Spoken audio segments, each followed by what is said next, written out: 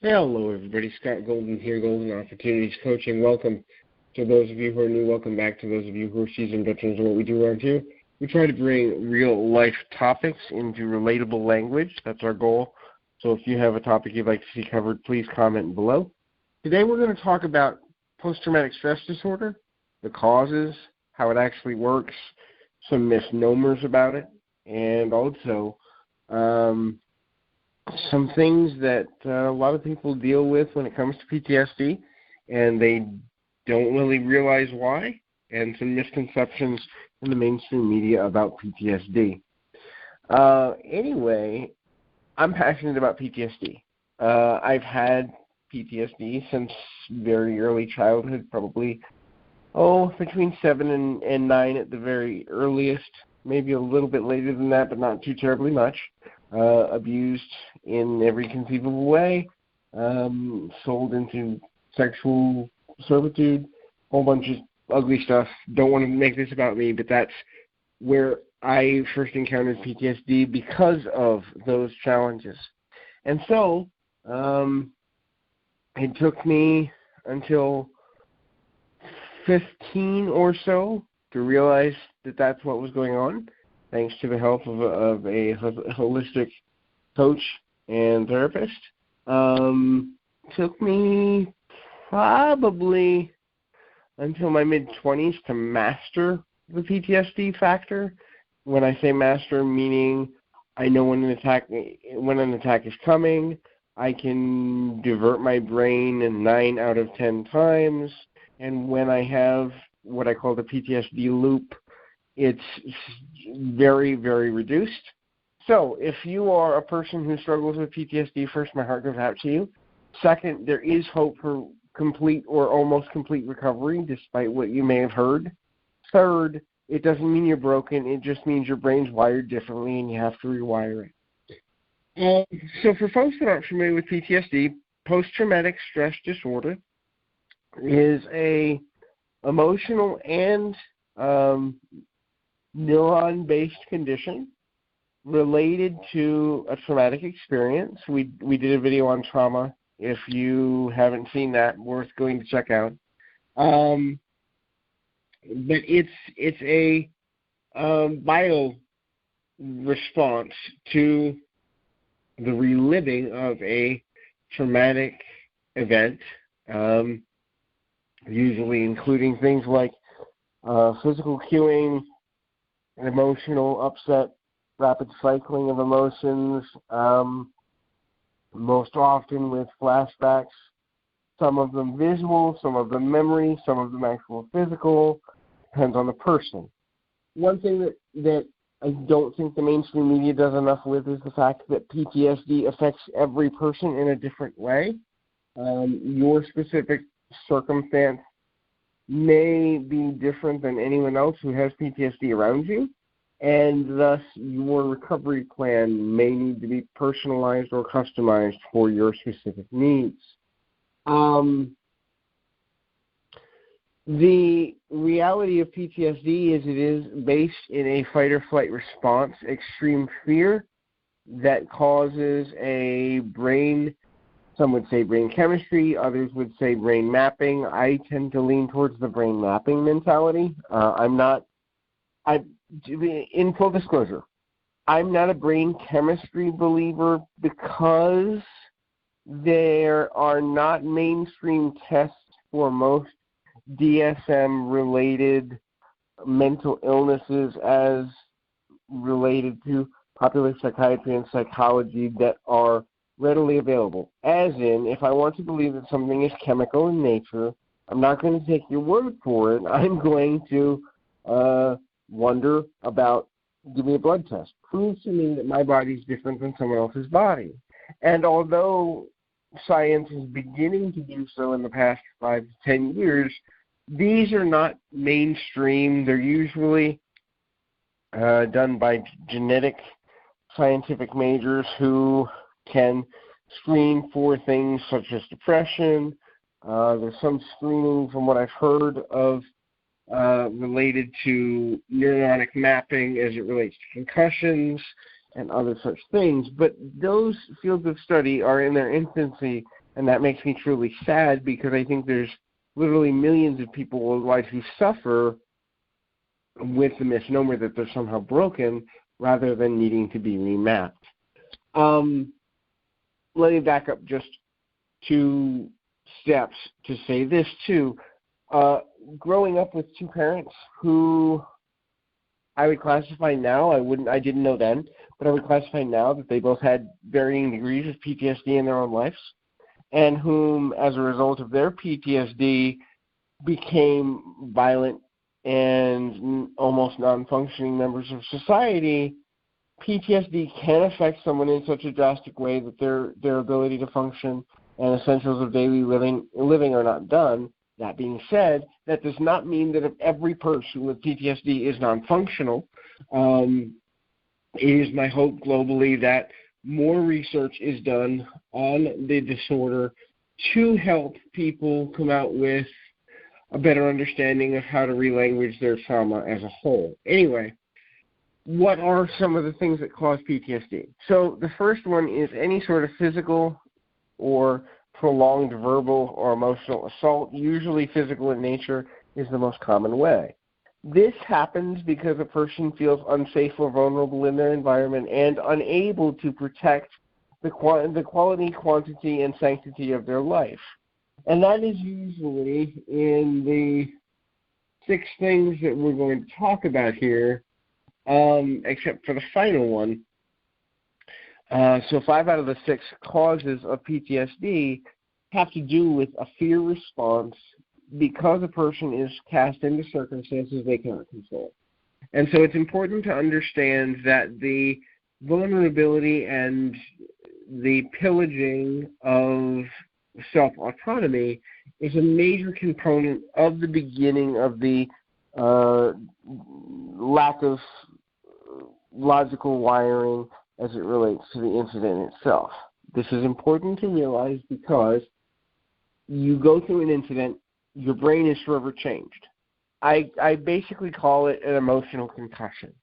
So imagine you have a physical concussion. Your brain is going to remain in some form of swollen state for the rest of your life, and we're looking at things like CTE as proof of this. Now, some people are negatively affected and they can't function. Other people, the brain heals 98, 99%, but there's still remnants of the concussion there. PTSD is much the same way. It's just more on the emotional core. Some people are extremely raw for the rest of their life, and many people with PTSD, upwards of 80%, have multiple PTSD-inducing incidences. So what happens is the brain begins to link certain circumstances. For example, one of my PTSD triggers is a slamming door.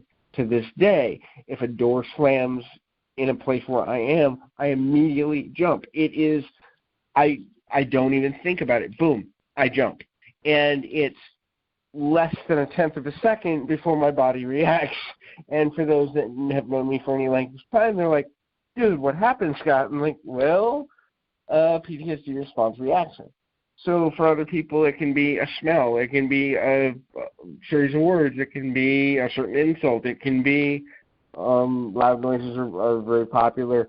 It can be confined spaces. Some people, their PTSD is triggered by claustrophobia. I have other clients I've worked with over the years who, if they're talking about certain topics, certain issues, they'll flash back and immediately go back to an incident. There's a litany of reasons, but for the most part, it's a non-intentional, automatic emotional response that takes one back into negative emotions of the past, but makes them vivid and real in the present moment. Now, second one, obviously, going along with physical fighting, is any sort of sexual crime. Again, this is about the vulnerability. So if a person has been molested, raped, assaulted, even if the action did not complete, even threats of these type of actions, prolonged threats, intimidation, for some people, the hearing that another person has gone through, and this is another thing too, if your best friend, if your boyfriend, if your girlfriend, if your family member has gone through any of the symptoms on this list, and you can't cope with the fact of what may have happened to them, that can create what's known as causal or cause and effect PTSD. And a lot of research has not been done on the fact of, if I think my loved one was going to die, can that send my brain into a PTSD response? And in 13 years of working with people all over the world, emphatically I would say yes, it can. It often does. And I don't think the medical profession has done nearly enough research on the link between hearing someone has been through a traumatic experience and the effect on loved ones, bystanders, and like that. So obviously any sexual crime, threat of sexual crime, even sexual intimidation. What I mean by that is, and this is more so for females, but it happens with males too,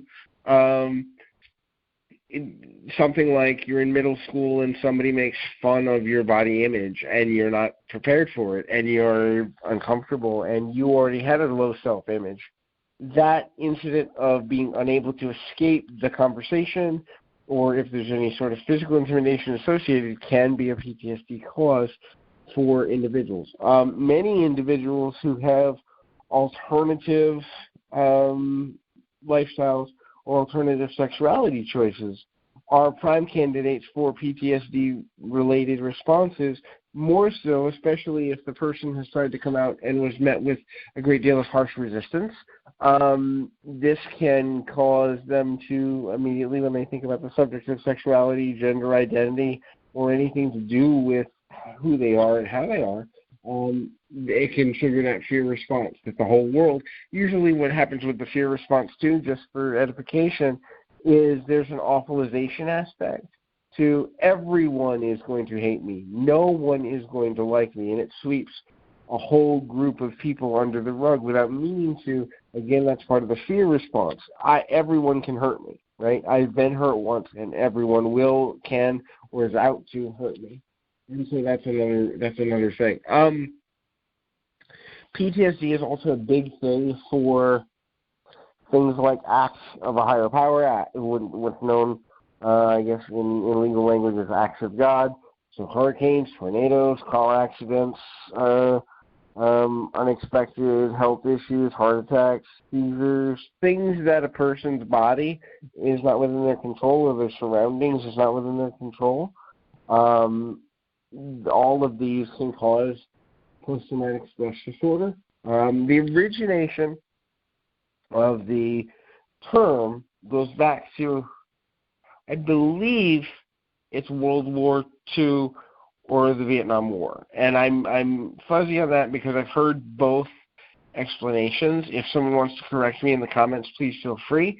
If you've done more research than I and or you're aware of the exact time and chronology. But suffice to say, we're talking about a terminology that's been used for, several decades, and was originally meant for individuals who'd been to active combat who had seen horrific things, such as, but not limited to, death of children. I'll never forget, I was in the hospital one time in dealing with my PTSD, and I met a gentleman who had been to the Vietnam War, and he had to kill multiple children because they were coming at him with weapons, and they were aimed at his head, and it was going to be him or them. And he killed, I believe it was 6 or 7 children in a short span, a couple of minutes. And this was, the incident at core was 10, 11 years ago, so we're talking 2010, 2011. And the original incident for him was the Vietnam War in 68, 69. So we're talking 70s, 80s, 90s, 2000s, almost 40 years ago. And he was still reliving, sometimes on a daily basis, depending on his trigger points, those incidences of having to have killed those individuals. Another, if you're a pro wrestling fan, just as an example, and you're familiar with Scott Hall, a lot of his challenges, and this is not diagnostics, it's just observation, a lot of his challenges of reliving the incident where he had to used deadly force on someone in the early 80s, and he relived that incident by his own admission several times, mentally and emotionally, and that led to drug addiction, alcohol addiction, a whole bunch of other things. So we're going to talk about how PTSD plays out for people near the end of this conversation.